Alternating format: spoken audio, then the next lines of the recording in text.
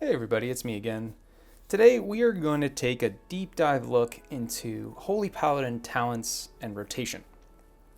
Now right off the bat, I want to make sure that I'm super clear on what this video is and what it is not. So if you have come here to have a talent build recommended to you or have your rotation perfectly lined out for you, this isn't the video for you.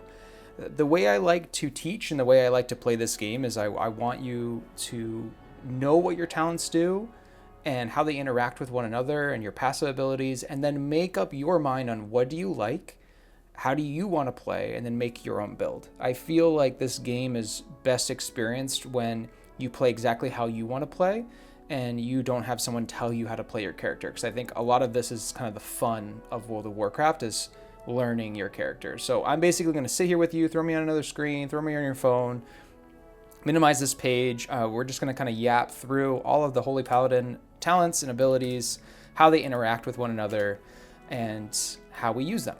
So the way we're going to go through this, I am not going to go through from the top of the tree down. Instead, what we're going to do is we're going to look at my UI element here. This is called a weak aura, and I will have a guide at the end of this video. Just look for the chapter on how to get this weak aura and how to set it up. But essentially what I've done is I play pretty much every healer in WoW, and so that is a lot of abilities to remember. So instead of trying to remember every single ability just based on their name and icon, what I try to do is I try to compare them to one another. So for example, right in this first slot here is Holy Shock. What Holy Shock does is it triggers a burst of light on the target, dealing 90,000 holy damage to an enemy and 200,000 roughly healing to an ally. So it's an instant cast spell with 2 charges. And it does healing, but it also can do damage. And that's right here. It's probably the button I'm going to press the most, at least close to it, right? I kind of equate this to Riptide. Riptide also has charges. Riptide also is an instant heal. Now, it can't do damage, but it also like places a hot on them and essentially has the same kind of use case as Holy Shock. So my Riptide will also live in a similar spot to where my Holy Shock is. And all of that applies to basically everything you see on my weak aura and on my screen. And that just helps me understand all the classes a little bit easier. Okay, so we are going to learn the class based on 4 different categories. I talked about this in a previous video. We have our core rotation and our rotational cooldowns.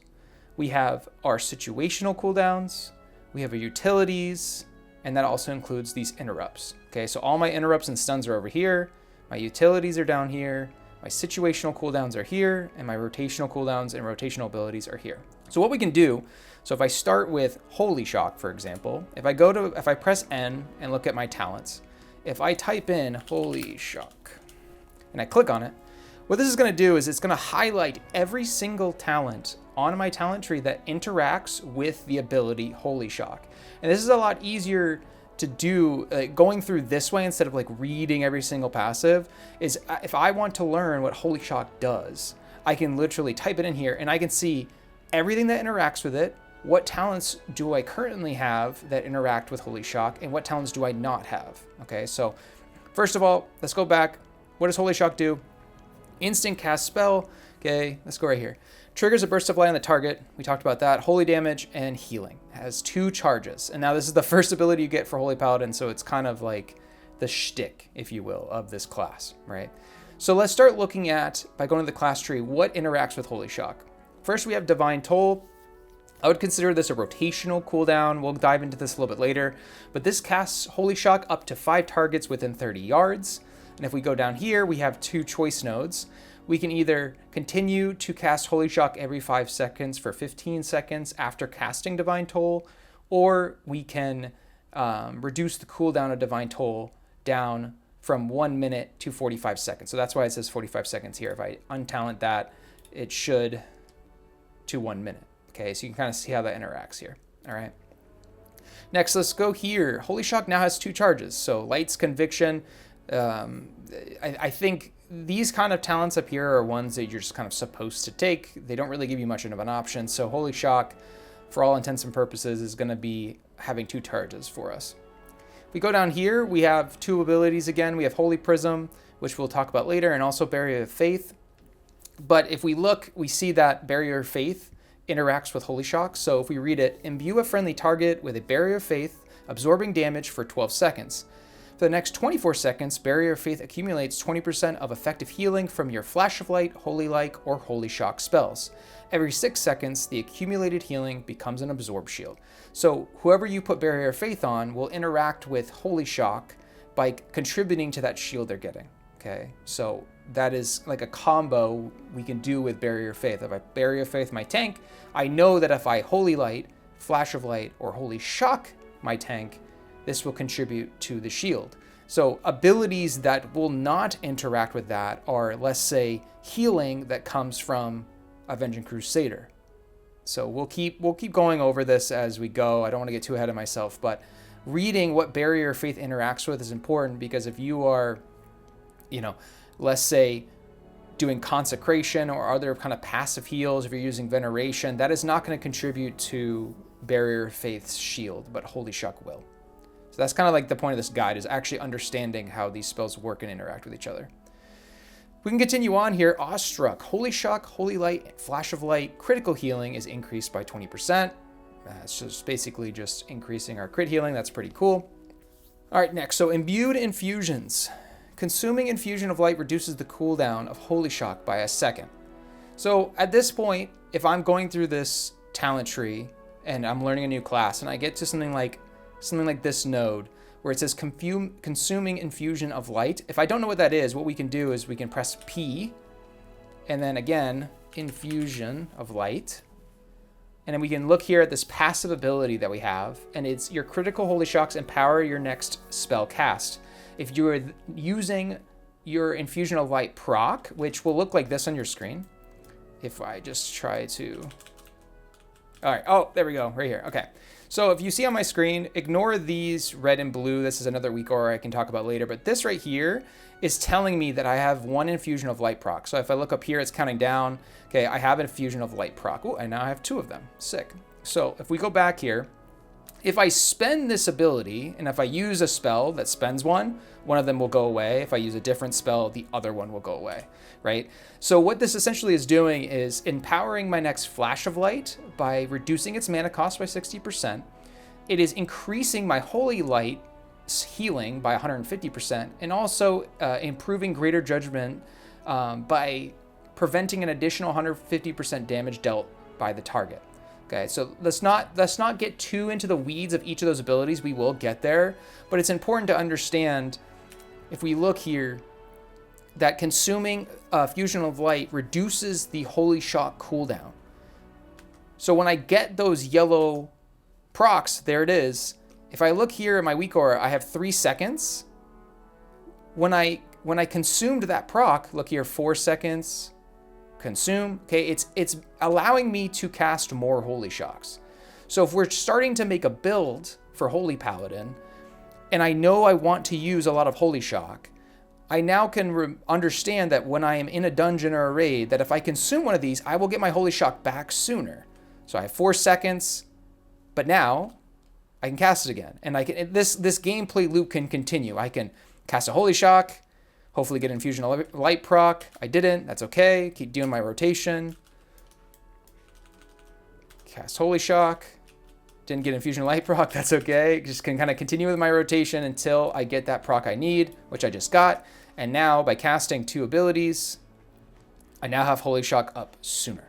So if we want a Holy Shock build and we like casting, it's important to understand that interaction with one another. Overflowing Light. 30% of Holy Shock's overhealing is converted into an Absorb Shield. The shield amount cannot exceed 10% of maximal health. All right? So if I'm at full health and I cast Holy Shock, you can see I now have this barrier around me. And you can literally see right there, absorbs almost 80,000 damage. I can see that on my character. So again, boom. I can see on my party members or myself that they all have Overflowing Light. So overhealing is going to create an Absorb Shield. Now, how can we use this? Why is this important? So if I were to cast, we talked about this before, Divine Toll, what does Divine Toll do? It casts Holy Shock on 5 targets. If, let's say my entire party just took 10% of their health, so everyone is down to 90%, and there's a huge AoE about to hit, I can think in my brain, if I don't have like Aura Mastery or anything else, if I remember that I have this talent, that I'm going to get 30% of the overhealing as an absorb shield. When I cast Divine Toll, I'm going to cast Holy Shock on everybody. And because they're 10%, I'm probably going to overheal them to some extent. And now everybody in my party has an absorb shield on them. So it's almost an external defensive baked in to your core rotation. I'm not going to necessarily recommend you just overheal people to constantly get this. That's probably not the best use of your time or the best use of your GCD. But I do think it's important to know that, okay, if someone is pretty high health but needs to be topped off, it might be worth it for me to cast Holy Shock just to get overflowing light on them. And by casting Holy Shock, I also have a chance, because if it critically strikes, I'm going to get an Infusion of Light proc, which then reduces the cooldown, and I can just keep this loop going indefinitely. So let's look down. Divine Glimpse. Holy Shock and Judgment have an 8% increased critical strike chance. So that's just a basic increased critical strikes, but that's also playing into this playstyle here of Infusion of Light, your critical Holy Shocks. So if we want to play with Holy Shocks leading into Infusion of Light procs, leading into casted spells, it's probably good that we increase our critical strike chance. Now, to deviate off this a little bit, and I'm sorry I'm rambling, but when we're looking at crit, haste, mastery, verse, and then intelligence, it's pretty easy just to go onto Wowhead and look at, all right, what is my stat priority? But if we're using something like this guide and we want to decide for ourselves, how do we want to play and I understand my spells, this is a great opportunity to start looking at synergies. Holy Shock and Judgment have an increased critical strike chance. I know if I crit, I get Infusion of Light procs, and if I have Infusion of Light procs, I can use more casted spells, which leads to more Holy Shocks.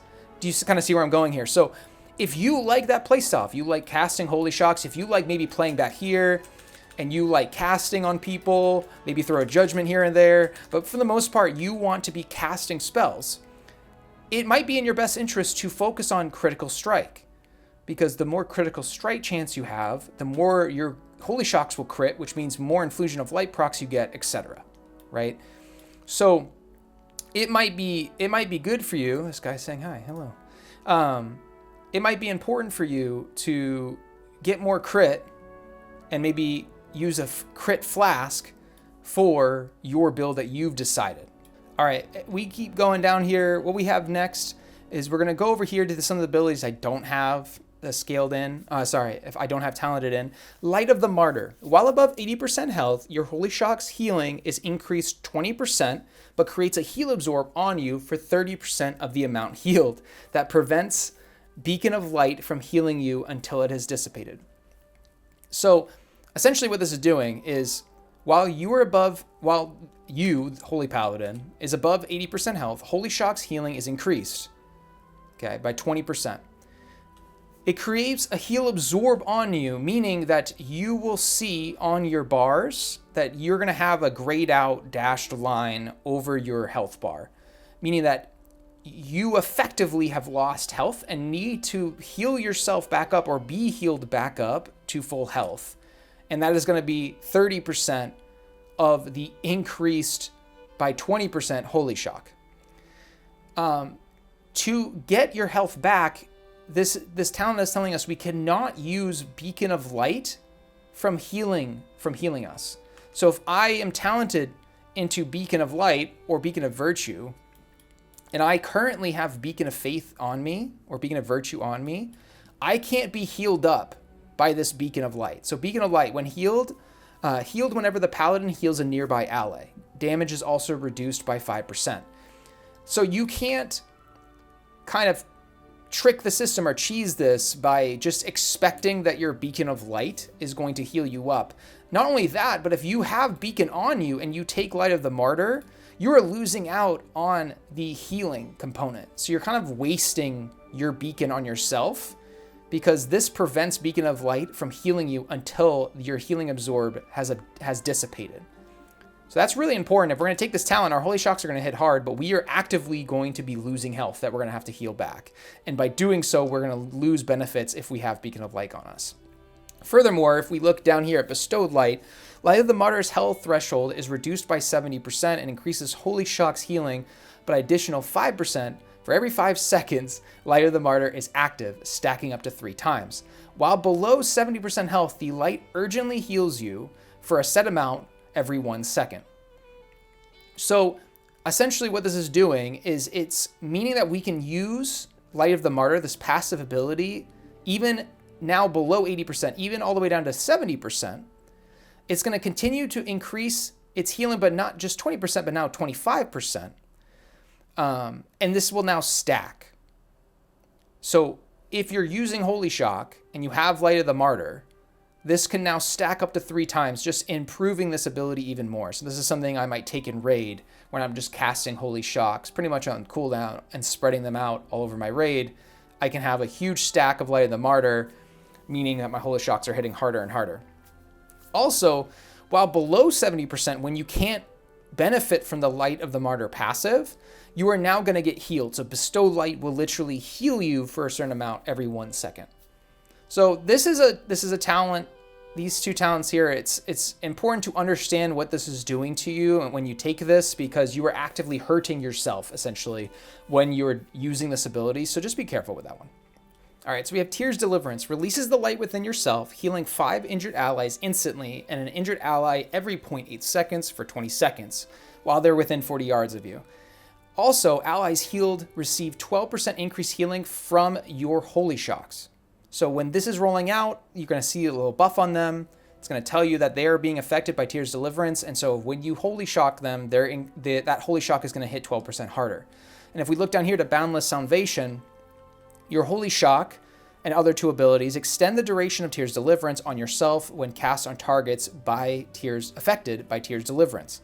And also, Tears Deliverance can be extended up to a maximum of 40 seconds. So Holy Shock, when used on someone that has the buff from this ability, you're going to extend that ability by 2 seconds. So this kind of plays into that playstyle we've been talking about of this caster playstyle, where we're casting Tears Deliverance, we're casting a lot of Flash of Light, Holy Shocks, because we're consuming our Infusion of Light procs. So we're going to have really big windows of every 1.5 minutes. We're going to probably max out this Tears Deliverance by an extra 40 seconds every single time. And so this is a nice little hot that'll just be running at all times. All right, Reclamation. Holy Shock, Crusader Strike, refund 10% of their mana costs and deal up to 50% more healing and damage based on the target's missing health. So this is a lot like the Critical Strike for something like a Resto Shaman, where their healing is increased the lower the target's health is. If you are playing a build where you're really leaning into Holy Shock, this is a no-brainer, especially when it's linked up with something like Light of the Martyr. You are going to hit really hard. As long as you're above 80% or 70%, you're going to hit these targets really hard when you line up all of these abilities that buff Holy Shock. All right, so if we look here, this ability there's a choice node that affects this ability. So make sure when you actually look in that it's Sanctified Wrath, not Awakening. So Sanctified Wrath, Avenging Wrath now reduces Holy Shock's cooldown by 50% and its duration is increased by 25%. So if we look at Avenging Wrath is right here. Call upon the light to become an avatar of retribution, increasing your damage, healing, and critical strike chance by 15%. So this continues to reinforce my point. If we have been going through our Holy Paladin talents, and we really want to lean into Holy Shock and Infusion of Light procs, the interaction of Holy Shock is when it crits, you get Infusion of Light, and when you use Infusion of Light, it reduces the cooldown. And we can almost see here that just by highlighting Holy Shock, we can go through and start to see where the chain begins. And I'm not saying to just link up everything that Holy Shock is, but if I really want to lean into Caster Holy Paladin, I would not take this. I'm not going to take Avenging Crusader, because this is basically melee wings. My Crusader Strike and Judgment now heal people. But if I'm casting, I'm rarely casting Judgment, and I'm probably never casting Crusader Strike because I'm not even close enough to the enemies. I'm over here casting because that's how I prefer, and that's totally fine. So when we look at our talents, we probably want to increase our crit because that kind of links with the synergy here. Similarly down here, I wouldn't want necessarily Awakening. I'm going to want Sanctified Wrath because it just means more Holy Shocks, it means more crit, more Infusion of Light procs, etc., etc. So if we go over here, Crusader Strike reduces the cooldown of Holy Shock and Judgment. So this is a really good quote unquote choice node for this person that I've been talking about, this person that maybe wants to play caster Holy Paladin, that taking this but playing back here would be completely useless because I'm not pressing Crusader Strike almost ever. So I'm getting no value here out of this. So that's something to keep in mind. If you don't want to be in melee pressing Crusader Strike, do not take this talent. And that's something that you can just, by going through this yourself, you're seeing that, all right, this has no synergy for me, so I'm going to take that out and place it into something else, right? Glorious Dawn. Holy Shock has 12% chance to refund a charge when cast, and its healing is increased. Again, this is just heavily leaning into this idea of I want a Holy Shock a lot. Glorious Dawn just makes sense. It's going to have a chance to refund a charge, which is awesome, and its healing is continued to be increased. You can see here how really quickly Holy Shock can be hitting really hard by all of these increasing it by 20%. Now it's 25% increased.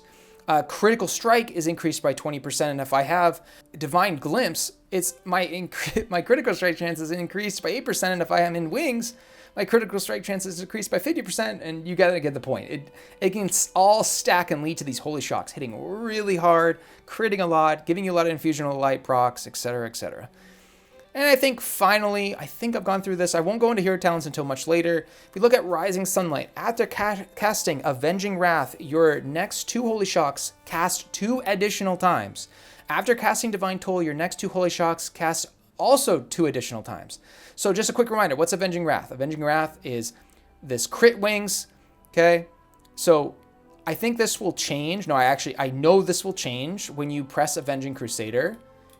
So that's important to know as well, that this said Avenging Wrath, but that's a choice node with Avenging Crusader. If I look here now, it says Avenging Crusader. So I would definitely test that out when you're going through this, because you might not end up taking this thinking that it doesn't interact with a choice node, but know that if this says a choice node's name, Avenging Wrath, that it most likely interacts with the other choice. So that's important. So again, casting 2 additional Holy Shocks, which links up with Divine Toll, which we already talked about, which means you basically can machine gun a ton of Holy Shocks on the target. It's also important to understand that how this interacts with your core rotation is after casting Avenging Wrath, your next two Holy Shocks cast 2 additional times. So if I cast Holy Shock, Avenging Wrath, Holy Shock casted 2 additional times. You can see that. And that happened twice. Okay, so that happened twice. When I cast Divine Toll, it also will do that. So if I cast Divine Toll, I can now see that I have this here. You can also see up here, Rising Sunlight, cast Holy Shock 2 additional times. 1, 2, 3. Okay. Now, why that's important and what I want you to understand is that if we take this, this is now becoming a cooldown that isn't here. When I'm going up to a pack, right? And I'm trying to think, all right, I'm looking at my bars, I'm looking at my weak aura. What do I have at my disposal when someone takes damage? Without reading this and without understanding how it works, I wouldn't know that when I come in here and I press Avenging Wrath, which I don't have, but just pretend, right? I have a mini cooldown here. I have a little burst single target cooldown that I can cast on somebody. Not only that, and we'll get into this way later, is if I am linked up with, or I've talented into Beacon of Virtue, which applies Beacon on your target, applies Beacon onto 4 additional targets, and those affected targets will be healed for 20% of the amount of healing done to the target that you're doing it to.